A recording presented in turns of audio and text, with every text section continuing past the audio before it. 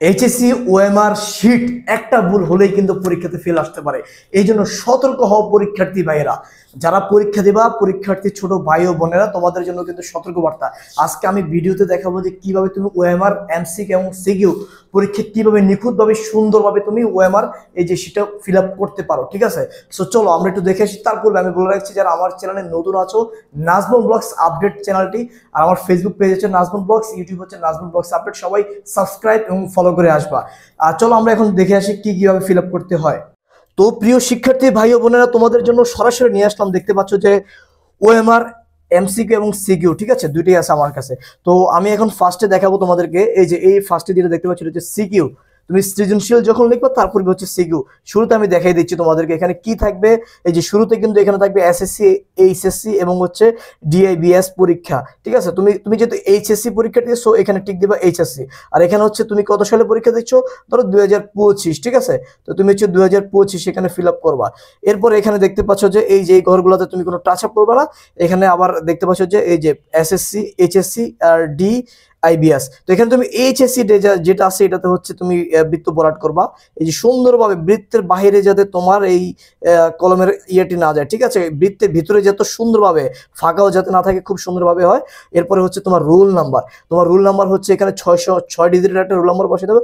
ধরো 25, হ্যাঁ 26 এবং হচ্ছে 27। হ্যাঁ, আমি এটা দিলাম।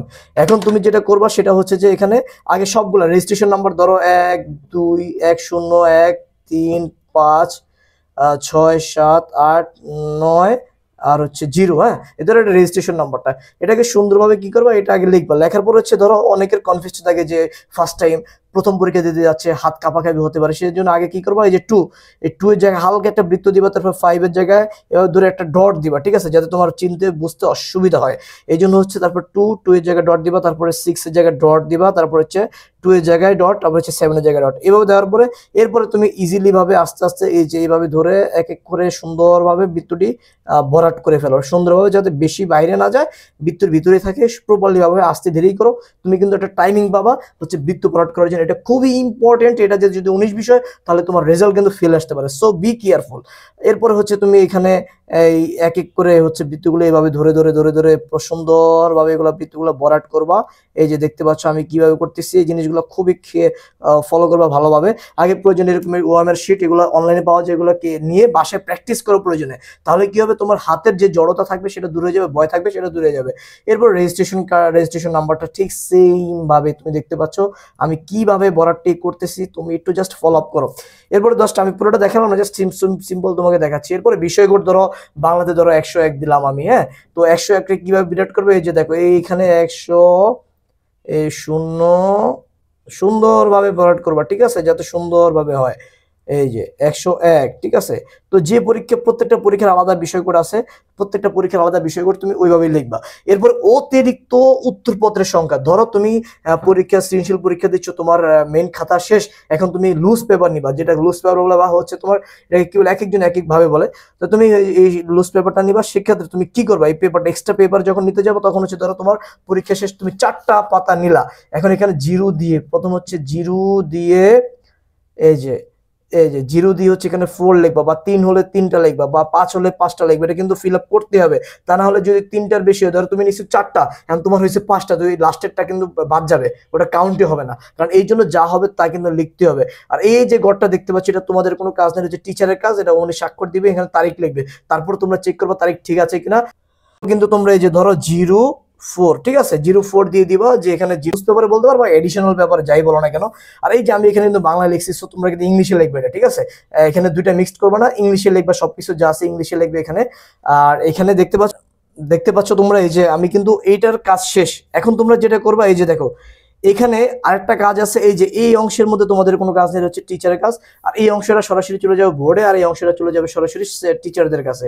আর এখানে কিন্তু তোমার একটা কাজ আছে, যে এখানে এই যে এতটুকু ধরে এতটুকু তোমাকে ছিটতে হবে, খুব সুন্দরভাবে এভাবে ধরে আস্তে ধীরে কিন্তু ছিটতে হবে, যাতে তোমার ওএমআর শিটে এখানে কোনো ছেঁড়া বা কোনো সমস্যা না হয়। এই জন্য এটা খুব কেয়ারফুল ভাবে এটা ছিটতে হবে, এটা ফলো রাখবা তোমরা।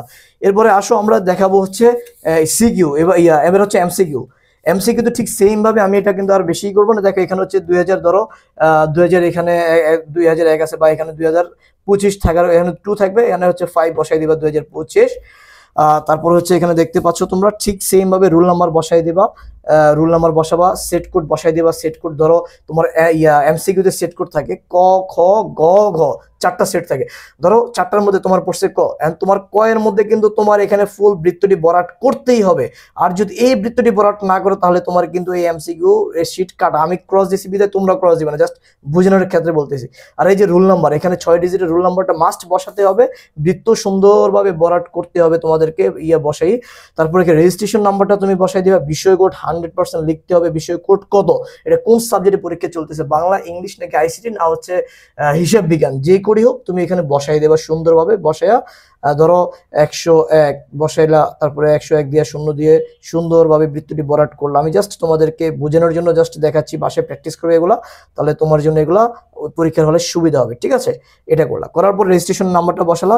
এরপরে এটা এখানে যা করবে সব থেকে গুরুত্বপূর্ণ ইস্যু হচ্ছে এখানে দেখো, অনেকে এখানে ভুল করে থাকে যে অনেকে এই যে ক নাম্বার, ধরো 1 এর ক, হ্যাঁ 1 এর অ্যান্সার হচ্ছে ক, এখন আমি ক এখানে লিখলাম, এখন 2 এর মধ্যে খ, এখন হঠাৎ করে মনে হলো না এটা তো খ হবে না, এটা তো গ হবে, তখন আমি কি করলাম গ এ আবার টিক দিলাম। বাহ, কিন্তু এটা একটা মানে গাধার মতো কাজ, এই কাজ কখনো করবো না। তাহলে ক্রস, মানে এটাতে একটা দিবা, যদি হয় হবে, না হলে নাই, কিন্তু 2টা দিলে একদম ক্রস, কোনো নাম্বারই পাবা না।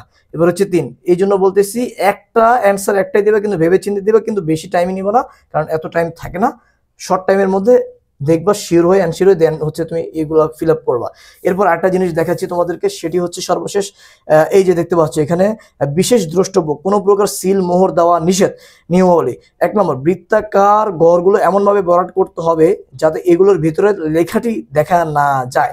ঠিক আছে, ভিতরে যে ফাঁকা আছে এটা যাতে দেখা না যায়। এই যে সঠিক হচ্ছে এটা একদম সুন্দরভাবে বৃত্তটি সঠিক পদ্ধতিতে ভরাট করতেই হবে, আর এভাবে দিলে কিন্তু ভুল ক্রস হবে। 2 নম্বর হচ্ছে বৃত্তাকার ঘরগুলো অবশ্যই বল পয়েন্ট কলম দিয়ে, যে আমি যে কলম দিলে সেগুলো হচ্ছে বল পয়েন্ট, এই কলম দিয়ে হচ্ছে তোমাকে ফিল আপ করতে হবে। 3 নম্বর আসে উত্তরপত্রে কোনো অবাঞ্ছিত দাগ দেওয়া যাবে না। উত্তরপত্রে অনেকে এইভাবে টিক দেয় বা এই করে, এইগুলো ভুলেও করা যাবে না, সো বি কেয়ারফুল, এগুলো করলে কিন্তু খাতা একদম বাতিল হয়ে যাবে। 4 নম্বর, উত্তরপত্রটিতে কোনো অবস্থাতেই ভাঁজ করা যাবে না, যে অনেকে এইভাবে ভাঁজ করে কলমেই করে, এগুলো ভুলেও করবা না, করলে কিন্তু শেষ। তারপরে 5 নম্বর, পরিষ্কার পরিচ্ছন্ন ও ভাঁজবিহীন উত্তরপত্র মেশিনে মূল্যায়নের জন্য অপরিহার্য, যেগুলো মেশিনের মাধ্যমে কিন্তু এগুলো রেজাল্টগুলো বের করায়, তখন এই জন্য ভাঁজ করা থাকলে তখন এটা কিন্তু বের করতে অনেক অসুবিধা হতে পারে, এই জন্য কেয়ারফুল থাকবা। 6 নম্বর হচ্ছে সেট কোড না লিখলে, বৃত্ত ভরাট না করলে উত্তরপত্র বাতিল হবে, ক্রস। এই জন্য সেট কোড মাস্ট লিখতে হবে, সেট কোড মাস্ট লিখতে হবে। আবার বলছি, যারা সেট কোড লেখো নাই, সেট কোড মাস্ট লিখতে হবে, এটা না। তো শিক্ষার্থী প্রিয় ভাই ও বোনেরা, তোমাদের জন্য এই বিশেষ ভিডিওটি সবাই ভালো করে একবার না 2বার করে দেখবা, দেখে এরকম এই ওএমআর শিটগুলো কিন্তু তুমি অনলাইনে পাবা, এখান থেকে নিয়ে প্রয়োজনে বাসায় এগুলো প্র্যাকটিস করবা, যাতে তোমার জন্য সুবিধা হয়, যাতে তুমি এগুলা পরীক্ষার হলে খুব ইজিলি ভাবে এগুলো লিখতে পারো, ভুল না হয়। এগুলো খুব সেন্সিটিভ জিনিস, এগুলো একটু ভুল হলে কিন্তু তোমার পরীক্ষা ফেল আসতে পারে। আর সবাই ভিডিওটি শেয়ার করবা, সাবস্ক্রাইব করবা, লাইক করবা, কমেন্টস করবা। সবাই ভালো থাকবা, ধন্যবাদ।